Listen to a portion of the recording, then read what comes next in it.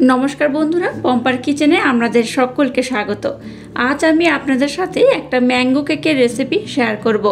মাত্র একটা আম আর এক বাটি সুজি দিয়ে বানানো এই কেকটা দেখতে যেমন সুন্দর তেমনই নরম, তুলতুলে, স্পঞ্জি আর মুখে দিলেই মিলিয়ে যাবে।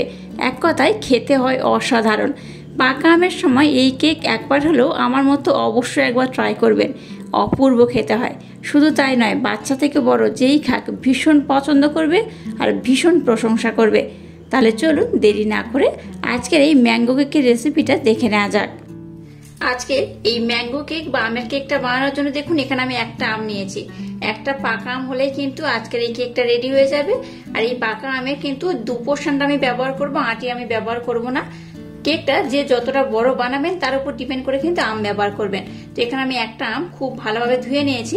এবার এই আমটাকে আমি কেটে নেব। দেখুন আমটাকে আমি খুব ভালোভাবে এইভাবে কিন্তু টুকরো টুকরো করে কেটে নিয়েছি, দেখতেই পাচ্ছেন। এইভাবে টুকরো টুকরো করে আমটাকে আমি কেটে নিয়েছি। এবার একটা মিক্সির জার আমি নিয়ে নিলাম। এই মিক্সির জারের মধ্যে আমি এই বাটির মাপ করে এক বাটি আমি সুজি দিয়ে দেব। এবার সুজিটাকে আমি ব্লেন্ড করে নেব, তবে একদম কিন্তু মিহি করে ব্লেন্ড করবেন না। 70 থেকে 75% ব্লেন্ড করলে যেমন হয় ঠিক সেইভাবে কিন্তু ব্লেন্ড করতে হবে। একদম মিহি করবেন না। আবারও বলছি, 70 কিংবা 75% ব্লেন্ড করলে যেমন হবে সেইভাবে এটাকে ব্লেন্ড করতে হবে। দেখুন এটাকে আমি খুব ভালোভাবে ব্লেন্ড করেছি। খুব ভালোভাবে বলতে যেটাকে বললাম আমি আপনাদের 70 থেকে 75% ব্লেন্ড করলে যেমন হয় সেইভাবে আমি আপনাদের দেখিয়ে দিচ্ছি। দেখুন এই দেখুন একদম কিন্তু বড় বড় দানা নেই, একদম ছোট ছোট হয়ে গেছে। এইভাবে এটাকে আমি ব্লেন্ড করে নিয়েছি। এবার দেখুন একটা পাত্র নিয়ে নিয়েছি আর এর মধ্যে দেখুন একটা ডিম নিয়েছি। ডিমটাকে আমি ভেঙে নেব।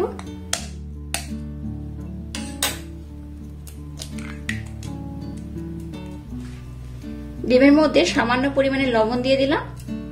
এটা অপশনাল, ব্যবহার নাও করতে পারেন। এবার দেখুন এখানে আমি এক বাটি চিনি দিয়ে দিলাম। চিনিটাকে আমি খুব ভালোভাবে ব্লেন্ড করে নিয়েছি। এই ব্লেন্ড করা চিনি দিয়ে দিলাম। আপনারা চাইলে কিন্তু এখানে গোটা চিনিও ব্যবহার করতে পারেন, তবে ব্লেন্ড করা চিনি ব্যবহার করলে ভালো হয়। দেখুন আর এই একই বাটির মাপ করে কিন্তু সমস্ত উপকরণ আমি অ্যাড করব। আর এখানে দিয়ে দেবো 2 থেকে 3 চামচের মতো সাদা তেল। আপনারা চাইলে কিন্তু এখানে বাটারও ব্যবহার করতে পারেন।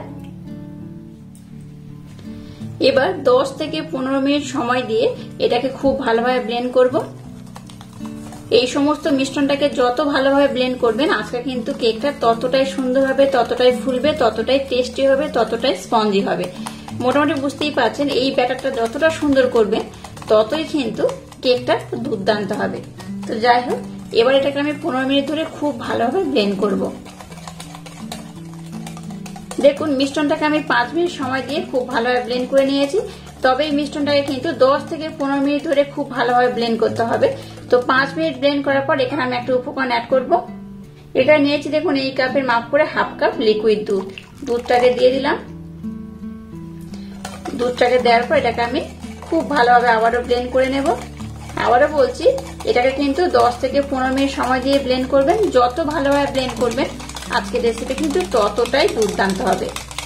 এবার দেখুন একটা মিক্সির জার আমি নিয়ে নিলাম। এই জারের মধ্যে কিন্তু আমি চিনিটাকে ব্লেন্ড করেছিলাম। এবার এই আমটাকে এখানে দিয়ে দিলাম। আমটাকেও এবার আমি খুব ভালোভাবে ব্লেন্ড করে নেব। দেখুন মিশ্রণটাকে আমি 10 থেকে 15 মিনিট সময় ধরে খুব ভালোভাবে ব্লেন্ড করে নিয়েছি। এবার এখানে আমের পিউরিটাকে দিয়ে দেব। সম্পূর্ণটা দিয়ে দিলাম। আমের পিউরি দেওয়ার পর আবার এটাকে আমি খুব ভালোভাবে ব্লেন্ড করব। আজকে এই আমের কেকটা যেভাবে বানাচ্ছি অবশ্যই একবার হলো ট্রাই করবেন, আমার মতো দেখবেন খুব সুন্দর হয়। তো যাই হোক, আমটা দিয়ে দেখুন এটাকে আমি আবারও খুব ভালোভাবে ব্লেন্ড করে নিয়েছি। এবার দেখুন একটা আমি ছাঁকনি নিয়ে নিলাম। এর মধ্যে দিয়ে দেবো এই বাটির মাপ করে এক বাটি সুজি, দিয়ে দেবো হাফ বাটি মিল্ক পাউডার মানে গুঁড়ো দুধ, আর দিয়ে দেবো হাফ বাটি আটা। এবার সমস্ত উপকরণ এইভাবে একটু চেলে নেব। এইভাবে একটু চেলে নিলে কি হবে, এর মধ্যে কিন্তু কোনো ডলা পাকিয়ে থাকবে না। এই দুধের মধ্যে বা এই যে আটা ব্যবহার করেছি এর মধ্যে কিন্তু অনেক সময় ডলা পাকিয়ে থাকে, সেটা কিন্তু আর থাকবে না। যে ব্যাটারটা বানাবো ব্যাটারটা কিন্তু খুব স্মুথ হবে আর কেকটাও কিন্তু খুব সুন্দর হবে, একদম অপূর্ব হবে। তো যাই হোক, এইভাবে আমি খুব ভালোভাবে চেলে নেব। আবারও সমস্ত উপকরণ আমি খুব ভালোভাবে ব্লেন্ড করে নেব। এই ব্যাটারটা যত সুন্দর করে বানাবেন কেক কিন্তু ততটাই অপূর্ব হবে। আবারও বলছি, এই কেকটা কেমন হবে সম্পূর্ণ কিন্তু ব্যাটারটার উপর নির্ভর করে। ব্যাটারটা যত ভালোভাবে বানাতে পারবেন কেকটা কিন্তু ততটাই সুন্দর হবে। যাই হোক, এখানে যেহেতু আমি সুজি ব্যবহার করেছি, সুজি কিন্তু অনেকটা দুধ অ্যাবজর্ব করে নেবে, তাই সুজি যেহেতু ব্যবহার করেছি এটাকে আমি 10 থেকে 15 মিনিটের জন্য রেস্টে রেখে দেবো। 10 থেকে 15 মিনিট পর আবার আমি আপনাদের সাথে নেক্সট স্টেপ শেয়ার করব। 10 থেকে 15 মিনিট পরে দেখবেন ব্যাটার ঘনত্ব কিন্তু বেশ অনেকটা ঘন হয়ে যাবে। তো যাই হোক, 10 মিনিট পর আমি ফিরছি আর দেখাচ্ছি ব্যাটার ঘনত্ব কেমন হয়েছে বা ঘনত্বটা কেমন হলে আজকের কেকটা একদম পারফেক্ট হবে আমি আপনাদের দেখিয়ে দেব। এই ব্যাটারটাকে আমি 10 থেকে 15 মিনিটের জন্য রেস্টে রেখে দিয়েছিলাম। 10 থেকে 15 মিনিট পর আমি আবার আপনাদের দেখাচ্ছি, দেখুন ঘনত্বটা কেমন হয়েছে। ঘনত্বটা কিন্তু আগের থেকে বেশ অনেকটাই ঘন হয়ে গেছে। সুজিটা দুধ কিন্তু অ্যাবজর্ব করে নিয়েছে আর সুজিটা কিন্তু বেশ ফুলে গেছে, দেখতেই পাচ্ছেন। যাই হোক, এটাকে আমি খুব ভালোভাবে ব্লেন্ডও করে নিয়েছি। এই দেখুন ঘনত্বটা এইরকম হয়েছে। আচ্ছা, এখানে আমি একটা গুরুত্বপূর্ণ কথা বলুন বা ইনফরমেশন বলুন দিয়ে রাখি, যখন কোন রকম আমের কেক বানাবেন তখন কিন্তু ব্যাটারটার ঘনত্ব অবশ্যই একটু ঘন রাখবেন, খুব পাতলা করবেন না। নর্মাল যখন কেক বানাই তখন ব্যাটারের ঘনত্ব একটু পাতলা হলেও চলে, কিন্তু আমের যখন কেক বানাবেন তখন কিন্তু ব্যাটারের ঘনত্বটা এইরকম একটু ঘন হবে, তবেই কিন্তু কেকটা খুব সুন্দর হবে। এই পর্যায়ে এখানে আমি দিয়ে দেবো বেকিং পাউডার, এই ছোট চামচের 3 ভাগের 1 ভাগ, আর সামান্য পরিমাণে দিয়ে দেবো খাবার সোডা বা বেকিং সোডা। এবার এখানে আমি একদম সামান্য পরিমাণে দুধ দিয়ে দেবো, একদম অল্প করে। দুধটা দিয়ে আবার এটাকে আমি খুব ভালোভাবে ব্লেন্ড করে নেব। এখানে আমি আর একটা উপকরণ অ্যাড করব। এবার দেখুন নিয়ে নিয়েছি পাতি লেবু। পাতি লেবুর রস এখানে 2-4 ফোঁটা দিয়ে দেবো, খুব বেশি নয়, অল্প করেই দিতে হবে। পাতি লেবুর রস অল্প করে দিলে কি হয়, কেকটা কিন্তু টক হবে না, কেকের স্মেলটা সুন্দর হবে আর এই কেকটা কিন্তু ভীষণ স্পঞ্জি হবে। তো চেষ্টা করবেন একটু লেবুর রস, কিংবা যদি হাতের কাছে লেবুর রস না থাকে তাহলে কিন্তু একটু ভিনেগার দেবেন, দেখবেন কেকটা কিন্তু অসম্ভব সুন্দর হয়। তো সমস্ত উপকরণ দিয়ে ব্যাটারটাকে দেখুন আমি খুব ভালোভাবে ব্লেন্ড করে নিয়েছি।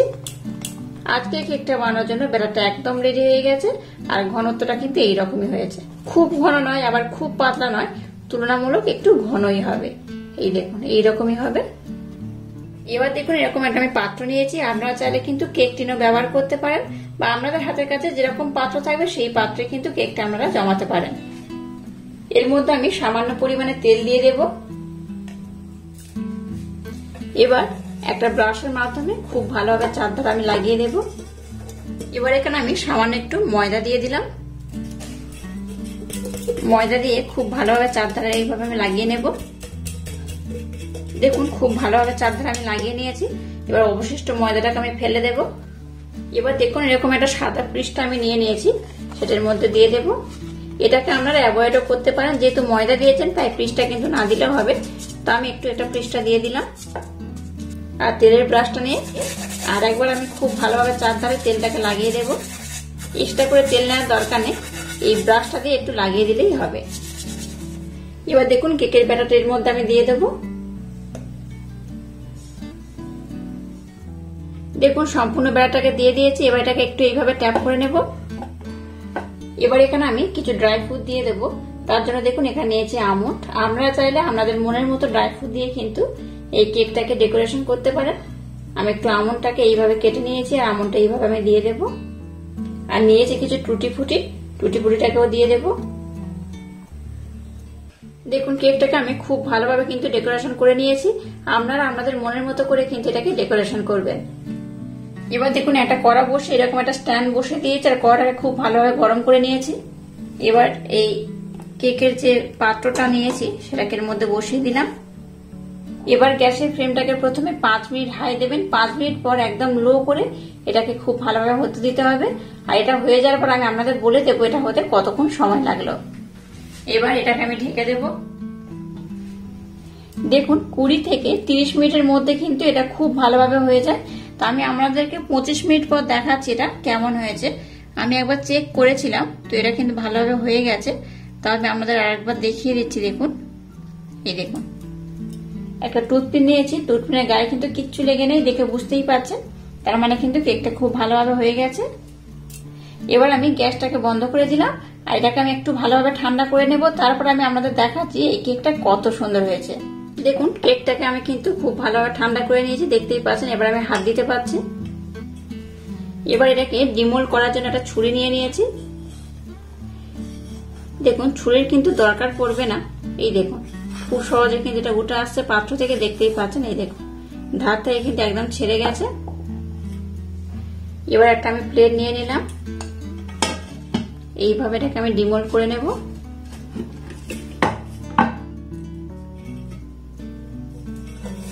এই দেখুন পাত্রের গায়ে কিন্তু কিচ্ছু লেগে নেই, একদম পরিষ্কার হয়ে গেছে। আর পিছনটা দেখুন কত সুন্দর হয়েছে, এই দেখুন কোথাও কিন্তু পুড়ে যায়নি আর গাটাও খুব সুন্দর হয়েছে। আমি দেখাচ্ছি তুলে, এই দেখুন দেখলেন তো কত সুন্দর হয়েছে। এই দেখুন এবারের পোর্শনটাও যত সুন্দর হয়েছে, এই দেখুন ধারের পোর্শনটাও কিন্তু খুব সুন্দর হয়েছে, দেখতেই পাচ্ছেন কোথাও পুড়ে যায়নি, যতটা দরকার ঠিক সেইভাবে কিন্তু হয়েছে। আর কেকটা কত সুন্দর দেখতে হয়েছে দেখুন। এরকম আমের কেক কিন্তু বাচ্চা থেকে বড় সবাই ভীষণ মজা করে খাবে। আর পাকা আমের সময় অবশ্যই কেক বাড়িতে বানাবেন, অসম্ভব সুন্দর হয়েছে। যেমন সুন্দর এটা দেখতে হয়েছে এটা কিন্তু তেমন সুন্দর খেতে। যাই হোক এবার এটাকে আমি কেটে দেখাচ্ছি এটা কত সুন্দর হয়েছে। দেখুন একটা ছুরি নিয়েছি, এটাকে কেটে আমি আপনাদের দেখাচ্ছি এটা কত সুন্দর হয়েছে।